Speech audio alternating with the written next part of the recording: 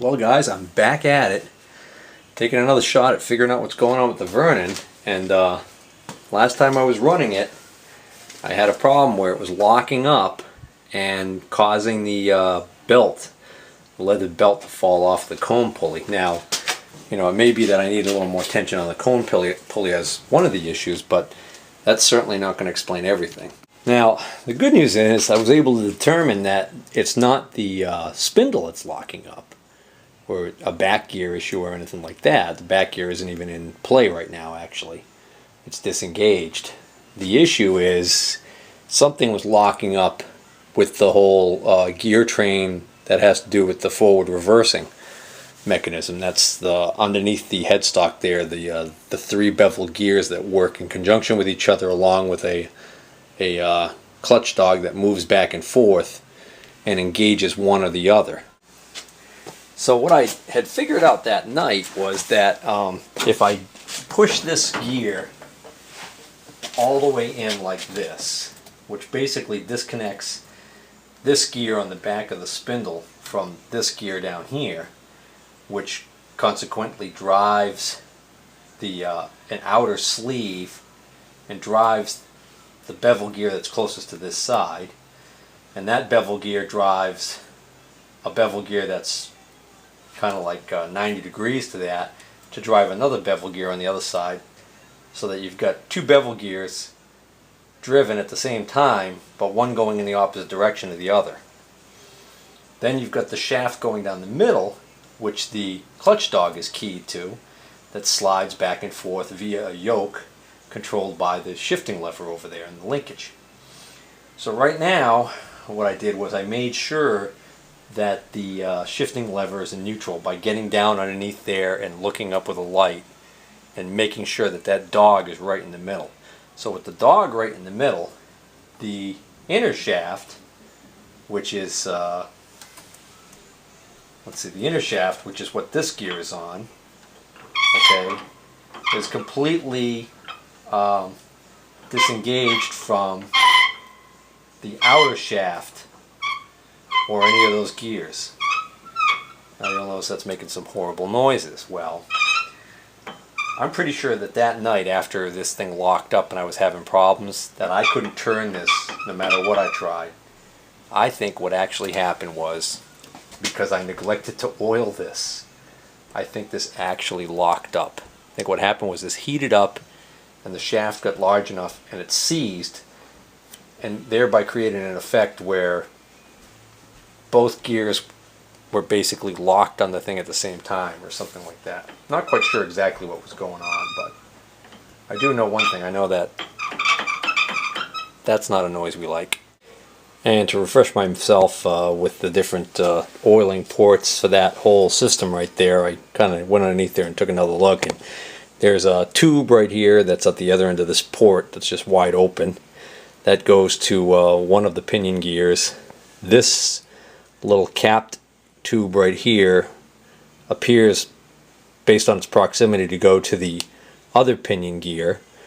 The pinion gear that's at 90 degrees to these two pinion gears in the back here appears to be oiled by a JIT oiler that is in a kind of a nasty place right here underneath the back gear. There we go, you can see it right. It's right below the large gear teeth. So that's a little tight spot to get into there. And then there's also this tube right here that goes down, and that looks like that's going to oil this outboard side of this. And then I think the only thing that actually oils the inner shaft right here is, I think that when I had this all apart, if I recall correctly, there were holes in those gears that as the gears are running, they're going to transfer oil to there.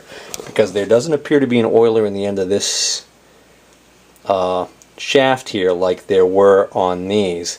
There is a hole here, but it doesn't look like an oil hole. I don't even think that goes all the way through. Alright guys, so I got oil in all those ports that I was just talking about, and that's not quieting down at all, but it occurred to me it might be these gears right here, which are supposed to be oiled by this oil port on the side here that's damaged. I was pretty sure I'd cleaned that out, but it doesn't seem like oil is really flowing into there. So I figure I'll just take these gears off. Oh, there you go. Actually, yeah. Just loosening that up, stop that noise.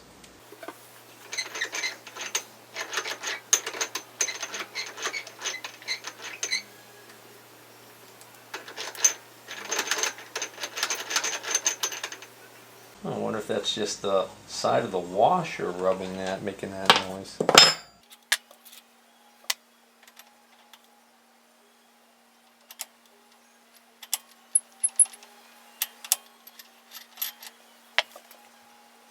Get something to snake in there and see if that thing is cleared.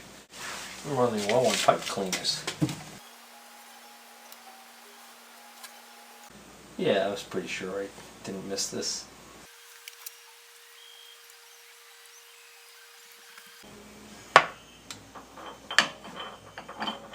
There we go. Yep.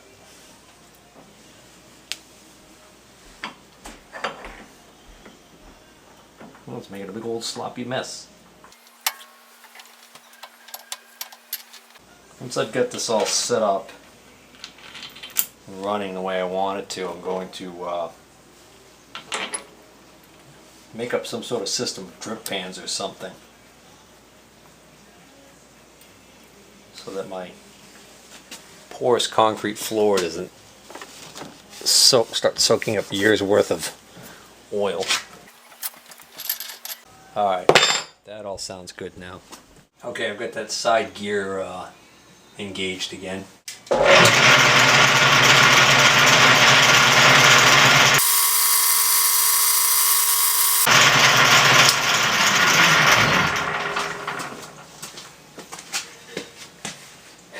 That gear train is still really noisy. And I think I see I found a deformity on the gear. I noticed as I rotate it by hand around manually, there's a point where when the teeth mesh that it consistently seems to bind. So in other words, when I manually rotate this around,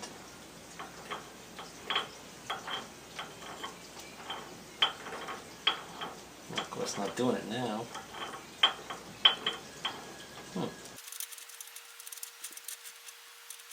Yeah, right there, there's a very slightly perceptible something going on there. The other thing I'm wondering about is I'm wondering about this shaft being loose, how much that's affecting this whole issue.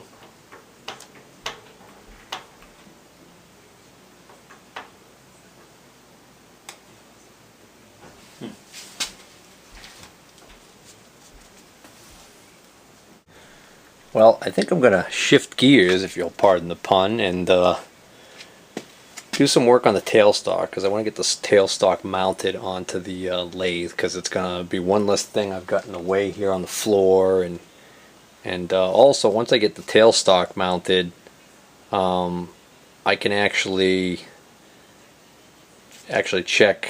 What I wanted to do is I wanted to mount the Wells Index spindle between centers and put a dial indicator on it and just see if I can determine whether or not the spindle has a bend in it. Alright, so that other than cleaning it, there's really only one other thing I want to do to the tailstock assembly, because it actually seems to be working okay. The problem I have with this tailstock is actually a problem that I created, which is right here. This little handle is supposed to tighten down, and when you tighten this handle down, it's supposed to lock this the quill on the tailstock. It's a quill lock, and the problem I'm having is that, unfortunately, when I was transporting the lathe, I think that this fell over, and the handle must have been outbound or something, and in a position where it was able to bend the stud. So what happens is when I tighten this down, is this doesn't tighten down on there properly. Furthermore, when I loosen it, it seems like if I tighten it, it actually still works. But then when I loosen it back up again, it doesn't seem to free up as well as it should, or at least in my mind. And I think that might actually be a problem with, partly because of this being bent. So what I need to do is I need to figure a way to bend this back. And, you know, I don't even know how that comes out. Obviously this unscrews. That's the easy part. Oops. It's a heavy little handle. Anyways, I can actually see the threads down here. It's bent right near the base, so it's pretty straight, and then right at the base there is where it bent. So that's where I want to bend it back. Now, if I screw this all the way down like this, maybe like that, find the high spot. If I bang this right here, this is going to bend back. My fear is that that's going to snap. So heating it up would probably help, but my fear there is that, well, basically my fear there is that the heat's not really going to get to that because it's down inside there. I mean, the best fix would be to just take this, if this is just a stud, would be to take this stud out and just replace it. But I have no idea how this actually works. Now, I think I can actually completely unscrew this quill from here. I don't know if there's actually something that stops you from accidentally taking this off when you're having it come off, or not. No, I'd say it's unscrewed right there, so but that doesn't mean it's going to come off. Because if I take this whole quill out of the bore, I think I would be able to see what's going on. So here's what I'm thinking now. I'm thinking, well, now I've managed to disengage this to a point a lot further than I wanted to. Can't get to go back in. Well, so then, what if I tap this?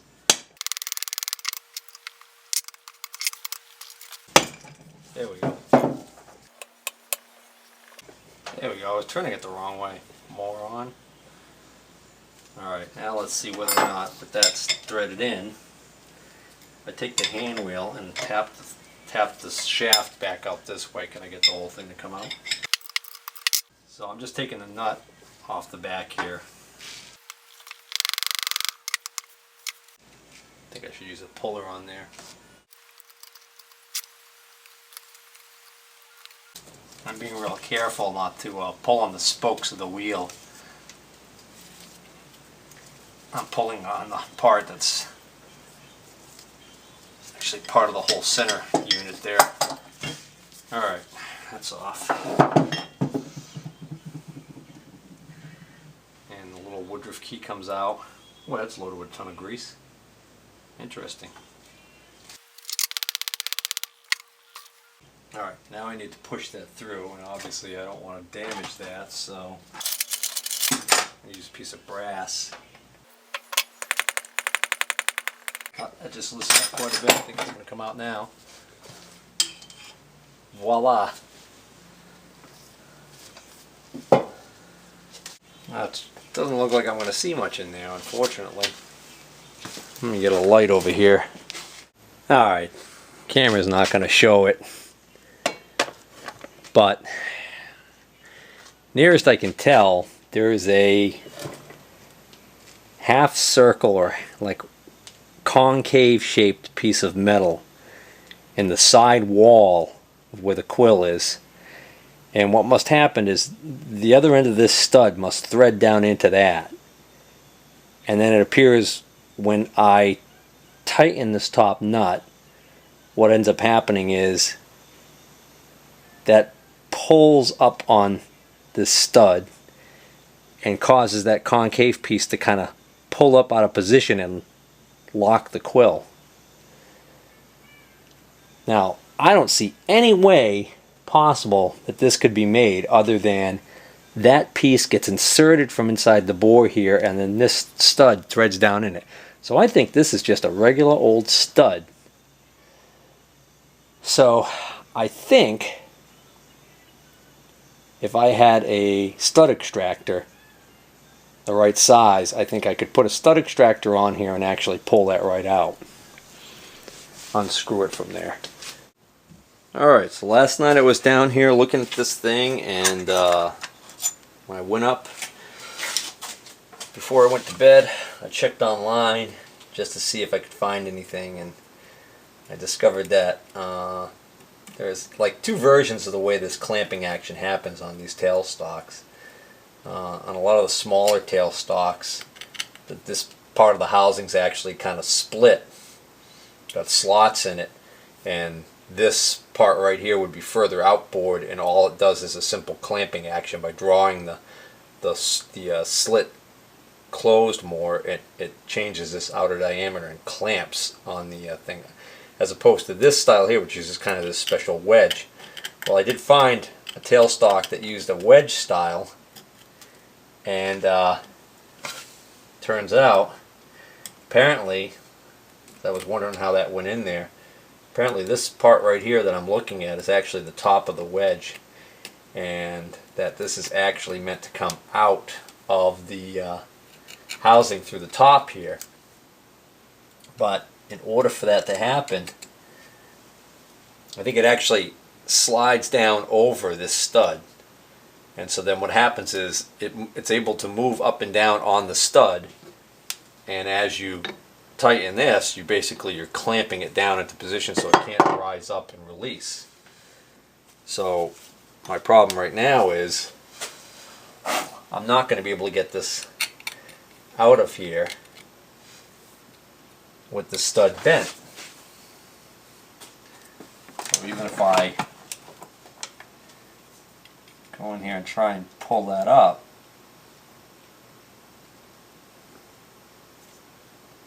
I'm not going to want to move.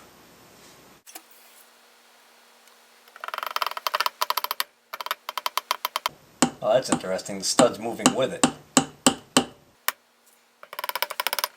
can see it right there.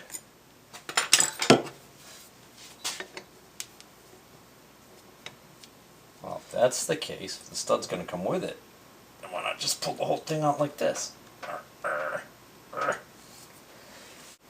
So maybe it's the twisting of this barrel part right here that actually does the clamping action. Seems kind of weird.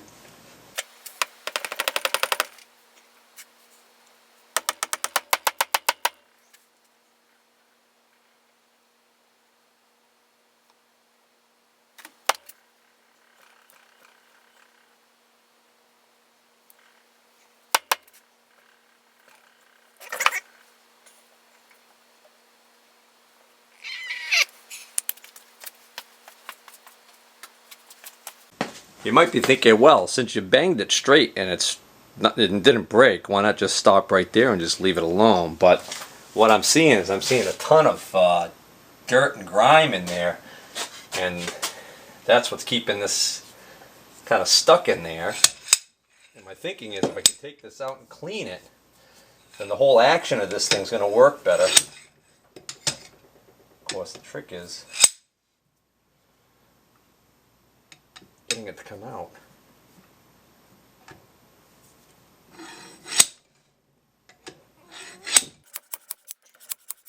There we go. And you can see how filthy that is. And now we can kind of see the anatomy of the beast. Huh. It's interesting. And clean it up.